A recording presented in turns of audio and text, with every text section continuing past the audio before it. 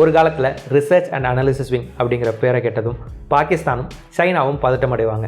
ஆனால் இப்போது இந்த பேரை கேட்டதும் பாகிஸ்தான் சைனா மட்டும் இல்லாமல் USA, கனடா மாதிரியான வெஸ்டர்ன் நேஷன்ஸும் பதட்டம் அடைகிறாங்க. இந்தியாவோட பிரைமரி ஃபாரின் இன்டெலிஜென்ஸ் ஏஜென்சி தான் research and analysis wing. Research and analysis விங்னு சொல்கிறத விட ரா அப்படின்னு சொன்னால் நம்ம எல்லாருக்கும் இன்னும் நல்லா தெரியும். இந்தியாவோட பாதுகாப்புக்காக வெளிநாடுகளிலிருந்து ரகசிய தகவல்களை சேகரிக்கிறதும் உளவு பார்க்குறதும் தான் இந்த ஏஜென்சியோட முதன்மையான வேலை. ஒரு காலத்தில் ஏஷியாவில் மட்டும் பாப்புலராக இருந்த ரா இப்போ உலகம் ஃபுல்லாக பாப்புலரான ஒரு இன்டெலிஜென்ஸ் ஏஜென்சியாக மாறியிருக்கு. வல்லரசு நாடுகளோட இன்டெலிஜென்ஸ் ஏஜென்சிஸ்க்கு இணையான ஒரு இன்டெலிஜென்ஸ் ஏஜென்சியாக உருவெடுத்திருக்கிற இந்தியாவோட ராவை பற்றின 10 இன்ட்ரெஸ்டிங்கான விஷயங்களை இந்த வீடியோவில் பார்க்கலாம். சியாச்சின் கிளேசியர் இது இந்தியா, பாகிஸ்தான், சைனான்னு 3 நாடுகளுக்கும் ஸ்ட்ராட்டஜிக்கலி இம்பார்ட்டண்ட்டான ஒரு பகுதி. 1984 இந்த சியாச்சின் பகுதியை யாரும் எதிர்பார்க்காதப்ப ரகசியமாக கேப்சர் பண்ண பாகிஸ்தான் ஆப்ரேஷன் அபாபிலை லான்ச் பண்ண பிளான் பண்ணாங்க. இந்த ஆப்ரேஷன் அபாபில் மூலமாக சியாச்சினை கேப்சர் பண்ணி இந்தியாவுக்கு பெரிய அதிர்ச்சியை கொடுக்க நினச்சாங்க பாகிஸ்தான் ஆர்மி. ஆனால் இந்தியாவோட இன்டெலிஜென்ஸ் ஏஜென்சியான ரா அவங்கள விடாமல் கண்காணிச்சிட்டு இருக்கிறது பாகிஸ்தான் ஆர்மிக்கு தெரியாது. ரா அவங்களுடைய திறமையான ஸ்பையிங் ஆக்டிவிட்டீஸ் மூலமாக பாகிஸ்தானுடைய ஆப்ரேஷன் அபாபிலை பற்றி தெரிஞ்சுக்கிட்டு சரியான நேரத்தில் இந்தியாவை எச்சரிக்கிறாங்க. பாகிஸ்தானோட ஆப்ரேஷன் அபாபிலை பற்றி தெரிஞ்சதும் உடனடியாக இந்தியன் ஆர்மி ஆப்ரேஷன் மேக்தூத்தை லான்ச் பண்ணி சியாச்சினை கேப்சர் பண்ணிடுறாங்க. இந்தியன் ஆர்மி சியாச்சினை கேப்சர் பண்ணினது தெரியாமல் பாகிஸ்தான் சியாச்சினுக்கு வராங்க. சியாச்சினை கேப்சர் பண்ணி இந்தியாவுக்கு சர்ப்ரைஸ் கொடுக்க நினச்ச பாகிஸ்தான் அங்கே இந்தியன் ஆர்மியோட ப்ரெசன்ஸ் இருக்கிறத பார்த்து அவங்க சர்ப்ரைஸ் ஆயிடுறாங்க. பாகிஸ்தானோட ஆப்ரேஷன் அபாபில் ஆரம்பிக்கிறதுக்கு முன்னாடியே தோல்வி அடைஞ்சதுக்கும் சியாச்சினை இந்தியா வெற்றிகரமாக கேப்சர் பண்ணினதுக்கும் ரா மிக முக்கியமான காரணம். 1968 வரைக்கும் இன்டெலிஜென்ஸ் பியூரோ தான் இந்தியாவுக்காக உள்நாட்டிலையும் வெளிநாட்டிலையும் இன்டெலிஜென்ஸ் சேகரிக்கிற வேலையை பார்த்துக்கிட்டு இருந்தாங்க. 1962 நடந்த இந்தியா சைனா வாரும், 1965 நடந்த இந்தியா பாகிஸ்தான் வாரும் இந்தியாவோட இன்டெலிஜென்ஸ் நெட்வொர்க்கில் இருக்கிற கேப்ஸை வெளிப்படுத்துனுச்சு. இந்த கேப்ஸை சரி செய்ய இந்தியாவுக்காக வெளிநாடுகளில் இன்டெலிஜென்ஸை சேகரிக்க தனியாக ஒரு இன்டெலிஜென்ஸ் ஏஜென்சியை உருவாக்க முடிவு பண்ணாங்க. இந்த முடிவின்படி 21 செப்டம்பர் 1968 அன்னைக்கு இந்தியாவோட ஃபாரின் இன்டெலிஜென்ஸ் ஏஜென்சியான ரிசர்ச் அண்ட் அனாலிசிஸ் விங் உருவாக்கப்பட்டுச்சு. 1999 இந்தியாவுக்கும் பாகிஸ்தானுக்கும் நடுவில் கார்கில் போர் நடந்துச்சு.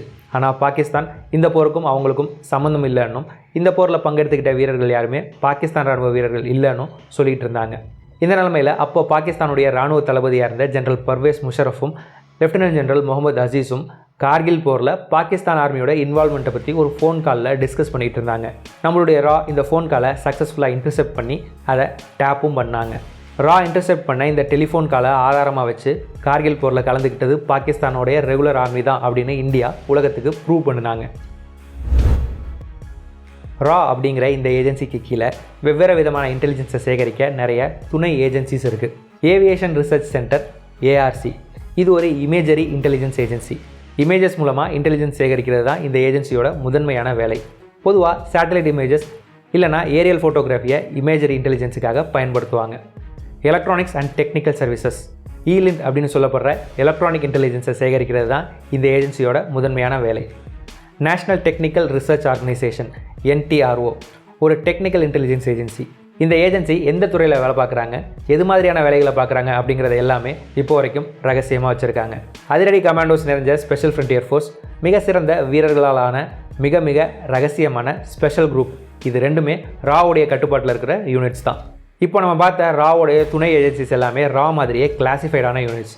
இவங்க ஈடுபடுற ஆப்ரேஷன்ஸும் ராவுடைய ஆப்ரேஷன்ஸ் மாதிரியே ரொம்பவே சீக்ரெட்டிவ். ரா அமெரிக்க உளவு அமைப்பான சென்ட்ரல் இன்டெலிஜென்ஸ் ஏஜென்சி CIA மாடலை அடிப்படையாக வச்சு உருவாக்கப்பட்டிருக்கு. ரா இந்தியாவோட பிரைம் மினிஸ்டருடைய நேரடி கட்டுப்பாட்டில் இருக்கிற ஒரு யூனிட். ராவுடைய சீஃப் கேபினட் செக்ரட்டேரியட்டில் செக்ரட்டரி ரிசர்ச் அப்படிங்கிற டெசிக்னேஷனில் நியமிக்கப்பட்டிருக்காரு.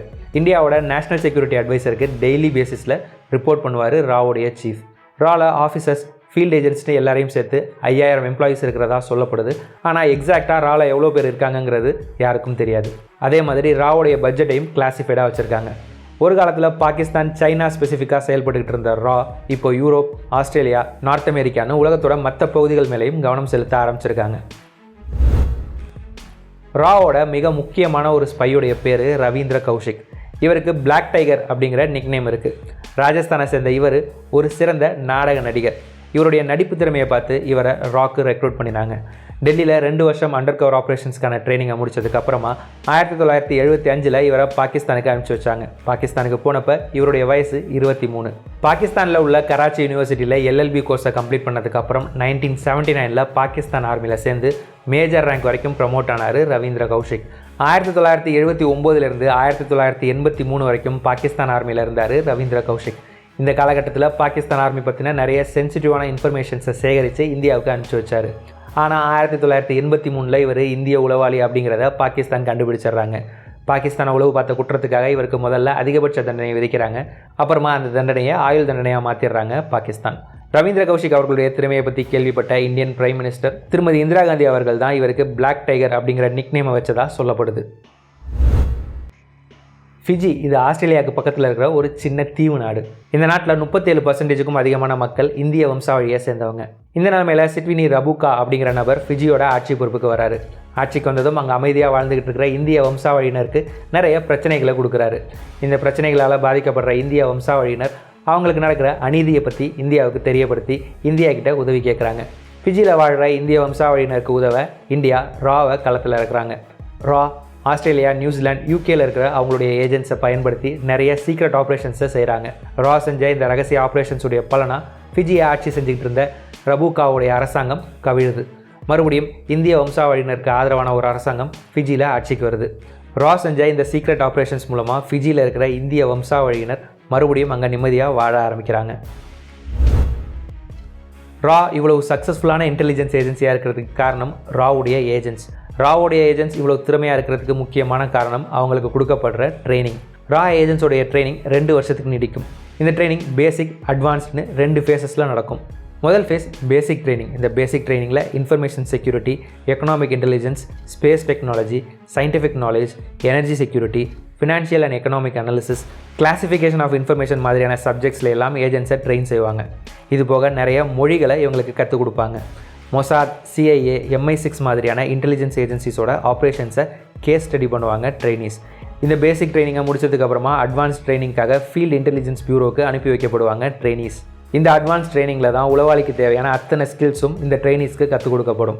எஸ்பியானேஜ் ஆக்டிவிட்டீஸ், அதாவது உளவு வேலைகளை எப்படி செய்கிறது, கிளாண்டஸ்டைன் ஆப்ரேஷன்ஸை எப்படி செய்கிறது, எதிரிகளோட இடத்துக்குள்ளே எப்படி ரகசியமாக போகிறது, அங்கேருந்து எப்படி சேஃபாக வெளியில் வர்றது, எப்படி எதிரிகள்கிட்ட பிடிபடாமல் இருக்கிறது, ஒருவேளை எதிரிகள்கிட்ட பிடிபட்டால் அவங்களோட இன்ட்ராகேஷனை எப்படி சமாளிக்கிறதுன்னு பல முக்கியமான ஸ்கில்ஸில் இவங்கள ட்ரெயின் பண்ணுவாங்க.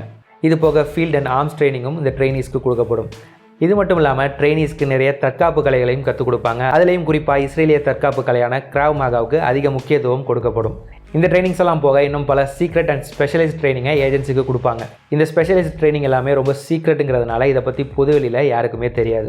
ரொம்பவே கஷ்டமான இந்த ட்ரைனிங்ஸ் எல்லாத்தையும் சக்ஸஸ்ஃபுல்லாக கம்ப்ளீட் பண்ணுற ட்ரைனிஸ் மட்டும்தான் ரா ஏஜென்ட் ஆவாங்க. ராவுடைய முதல் chief Rameshwar Nath Kao. Indian spy மாஸ்டரான இவர் இந்தியா மட்டும் இல்லாமல் மொத்த சவுத் ஏஷியாவை சேர்ந்த எல்லா நாடுகளோட இன்டெலிஜென்ஸ் ஏஜென்சிஸாலையும் பெரிய அளவில் மதிக்கப்படுறவர். 1968 1977 வரைக்கும் ராவுடைய தலைவராக இவர் இருந்தார். 1971 இந்தியா பாகிஸ்தான் வார், சிக்கிம் இந்தியா கூட இணைஞ்சதுன்னு 2 ஹைலி சக்ஸஸ்ஃபுல்லான ஆப்ரேஷன்ஸை ரா இவருடைய தலைமையில் இருக்கும்போது தான் செஞ்சாங்க. ரா மட்டும் இல்லாமல் இந்தியாவோட உள்நாட்டு பாதுகாப்பை உறுதிப்படுத்துறதுக்காக இருக்கிற ஸ்பெஷல் கமாண்டோ யூனிட்டான NSGயை உருவாக்குனதில் RN காவ் அவர்களுக்கு மிக முக்கியமான பங்கு இருக்கிறதா நம்பப்படுது. இப்போ ரா உலகத்தோட சக்ஸஸ்ஃபுல்லான இன்டெலிஜென்ஸ் ஏஜென்சியாக இருக்கிறதுக்கு பல காரணங்கள் இருக்குது. அதில் ஒரு மிக முக்கியமான காரணம் ஆரம்ப காலத்தில் ராவை வழி நடத்தின திரு RN காவ் அவர்கள். 2016 பாகிஸ்தான் உள்ள போய் இந்தியன் ஆர்மி நடத்தின சர்ஜிக்கல் ஸ்ட்ரைக்ஸுக்கு தேவையான இன்டெலிஜென்ஸை சேகரித்து கொடுத்தது ரா தான். அதே மாதிரி 2019 பாலக்கோட்டில் இந்தியன் ஏர்ஃபோர்ஸ் நடத்தின ஏர் ஸ்ட்ரைக்ஸுக்கு தேவையான இன்ஃபர்மேஷன்ஸை ரா தான் சேகரித்து கொடுத்தாங்க. இப்போ சமீப காலமாக பாகிஸ்தானில் இருந்துக்கிட்டு இந்தியாவுக்கு எதிராக செயல்பட்டுக்கிட்டு இருக்கிற பல பயங்கரவாதிகள் அடையாளம் தெரியாத நபர்களால் சுட்டுக் கொல்லப்படுறாங்க. இந்த சம்பவங்களுக்கு பின்னாடி ரா இருக்கிறதா பலரும் நம்புகிறாங்க. ஆனால் ரா இந்த சம்பவங்களுக்கு எந்த விதமான பொறுப்பையும் இது வரைக்கும் ஏற்றுக்கல. உலகத்தோட ரொம்ப எஃபிஷியண்ட்டான இன்டெலிஜென்ஸ் ஏஜென்சியாக இது வரைக்கும் மொசாட் தான் இருந்துச்சு. ஆனால் இப்போ கொஞ்ச நாளாக ரா இஸ் த நியூ மொசாட் அப்படின்னு எல்லாரும் சொல்ல ஆரம்பிச்சிருக்காங்க. ஏன்னா இப்போ ரா அந்த அளவுக்கு திறமையாக செயல்பட ஆரம்பிச்சிருக்காங்க. ரொம்பவே சாதாரணமாக ஆரம்பிக்கப்பட்டு இன்றைக்கி உலகத்தோட பெஸ்ட் இன்டெலிஜென்ஸ் ஏஜென்சியில் ஒன்றா உருவாகியிருக்கிற ராவை பற்றின பல இன்ட்ரெஸ்டிங்கான விஷயங்களை இந்த வீடியோ மூலமாக தெரிஞ்சுக்கிட்டு இருப்பீங்கன்னு நம்புகிறேன். இந்தியாவோட கவர்ட் ஸ்பெஷல் ஃபோர்ஸ் யூனிட்டான ஸ்பெஷல் குரூப்பை பற்றி தெரிஞ்சுக்க என் கார்டில் இருக்கிற லிங்க்கை கிளிக் பண்ணி பாருங்கள். இந்த வீடியோவை இவ்வளோ நேரம் ஃபுல்லாக பார்த்ததுக்கு ரொம்ப நன்றி. இந்த வீடியோ உங்களுக்கு பிடிச்சிருந்தா இந்த வீடியோவை லைக் பண்ணுங்கள்.